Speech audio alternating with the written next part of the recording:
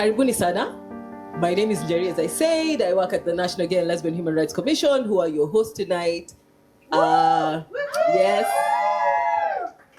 We did some very serious work over a long period of time. I think some of the work that we're going to be talking about has been done for at least 3 years, right? And because of how heavy, how important, how necessary it was, it took us a really long time to figure out how to present it to you.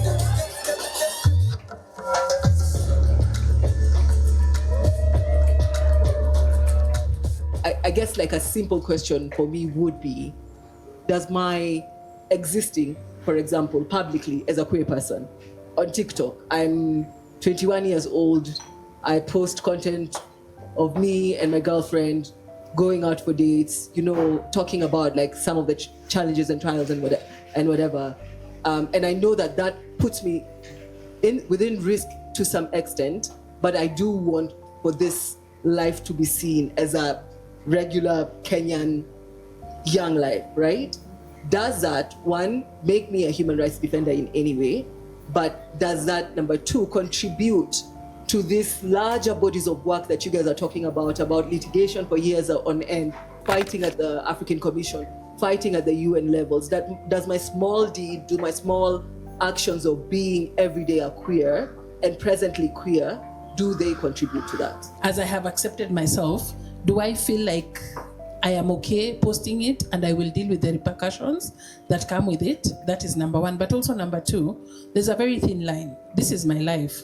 And if at some point I want to put my personal things on social media, why would somebody be concerned with what I'm doing? My name is Stacy Ogola. I'm cousin to the late Sheila. She was not only a relative or her cousin. She was more so my best friend, my close friend. Sheila was as much of a workaholic as a party animal.